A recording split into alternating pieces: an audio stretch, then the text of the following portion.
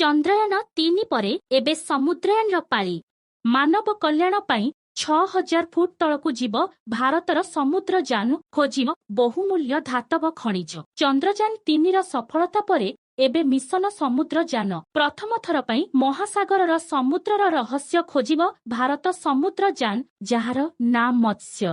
6000 ଭାରତର ଏହି ମାନବଯୁକ୍ତ ଯାନ ମହାସାଗରର 6000 ଫୁଟ ତଳକୁ ଯିବ।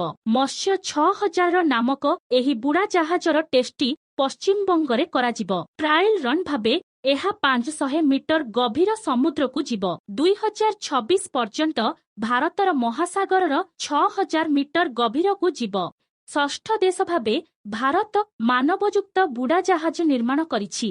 ଏହା ପୂର୍ବରୁ ଆମେରିକା, ରୁଷ, ଜାପାନ, ଫ୍ରାନ୍ସ ଏବଂ ଚୀନ ମାନବଚାଳିତ ବୁଡ଼ା ଜାହାଜ ନିର୍ମାଣ କରିଛନ୍ତି। ଭାରତ ସରକାରଙ୍କ ଏହି ମିଶନ ଦ୍ୱାରା ସମୁଦ୍ର ମୋବାଇଲ, ଲାପଟପ ପରି ଇଲେକ୍ଟ୍ରୋନିକ ଡିଭାଇସ୍ ନିର୍ମାଣ ନିମନ୍ତେ କୋବାଲ୍ଟ, ନିକେଲ ଓ ସଲଫାଇଡ୍ ପରି ଧାତୁ ଓ ଖଣିଜ ବାହାର କରିବା ପ୍ରୟାସ କରୁଛି। ଏହାକୁ ନିର୍ମାଣ କରିବା ପାଇଁ NIOT ବୈଜ୍ଞାନିକଙ୍କୁ 2 ବର୍ଷ ସମୟ ଲାଗିଥିଲା। ପ୍ରକାଶ ଥାଉ କି ଗ୍ଲୋବାଲ ୱାର୍ମିଂରୁ ଲଢ଼ିବା ପାଇଁ ବାହନ ତଥା ବ୍ୟାଟେରୀ ଚାଳିତ ଗାଡ଼ିର ଆବଶ୍ୟକତା ପଡୁଛି, କିନ୍ତୁ ଆବଶ୍ୟକତା ଅନୁସାରେ କଞ୍ଚାମାଲ ମିଳିବା କମି ଯାଉଛି। ତେବେ ଗଭୀର ସମୁଦ୍ର ଗଭୀରରୁ ମିଳୁଥିବା ଲିଥିୟମ, ଜରୁରୀ କୋବାଲ୍ଟ ଓ ଇସ୍ପାତ ଶିଳ୍ପ ପାଇଁ ଜରୁରୀ ମାଙ୍ଗାନିଜ ବି ସମୁଦ୍ରରେ ଉପଲବ୍ଧ ରହିଛି।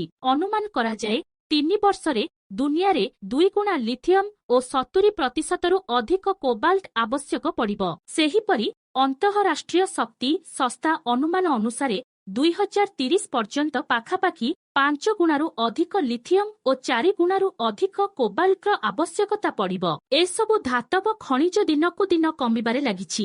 ଏସବୁର ବିକଳ୍ପ ପାଇଁ ବର୍ତ୍ତମାନ ସମୁଦ୍ରରୁ ଧାତବ ଖଣିଜ ଖୋଜା ଚାଲିବ।